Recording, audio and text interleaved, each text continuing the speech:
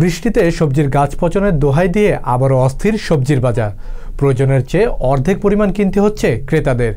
খেটে খাওয়া মানুষদের অবস্থা তো আরও খারাপ। বিক্রেতাদের দাবি, সরবরাহ স্বাভাবিক থাকলে দাম কমে আসবে।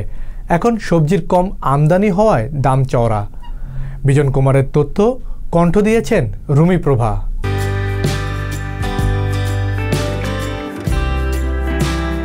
রাজধানীর কারণ বাজারে সপ্তাহের ব্যবধানে স্বাভাবিক হয়নি কাঁচা সবজি সরবরাহ।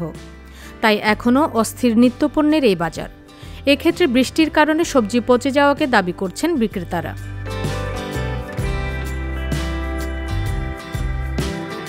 শুক্রবার 13 অক্টোবর বাজারের কাঁচা সবজির দোকানগুলোতে দেখা যায় পটল, ঢেঁড়স, কচুরমুখী, মূলা ও শসা প্রতি কেজি বিক্রি হচ্ছে 60 টাকায় এবং কাঁকরোল, বেগুন ও করলা প্রতি কেজি বিক্রি হচ্ছে 80 টাকায়। এছাড়া বাজারে প্রতি কেজি শিম ও কাঁচামরিচের দাম 160 টাকা এবং টমেটোর দাম 90 টাকা।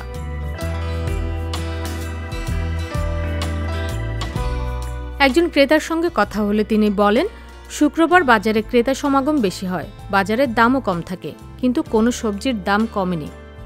20-30 টাকার মূলার দাম আজকে 60 টাকা। কাঁচা সবজি ও সোনার বাজার এখন একই। সংসার চালাতে হিমশিম খেতে হচ্ছে প্রতিনিয়ত।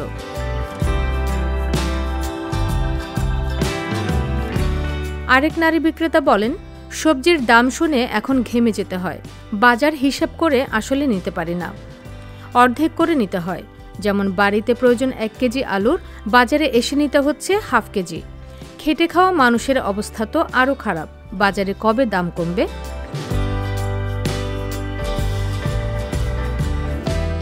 বৃষ্টিতে সবজি পচে যাওয়ার কথা উল্লেখ করে সবজি বিক্রেতারা বলেন, উত্তরবঙ্গে বৃষ্টির পানি হয়েছে, এখন কাঁচা সবজি পচে গেছে। 1 সপ্তাহ থেকে বাজারে তেমন সবজি আসছে না, তাই দামটা একটু বাড়তির দিকে। সামনের শীতকাল আসছে, সরবরাহ স্বাভাবিক থাকলে দাম কমবে বলে আশা করি। তবে সবজির আমদানি হওয়ায় দাম চড়া। রুমি প্রভা, সংবাদ প্রকাশ।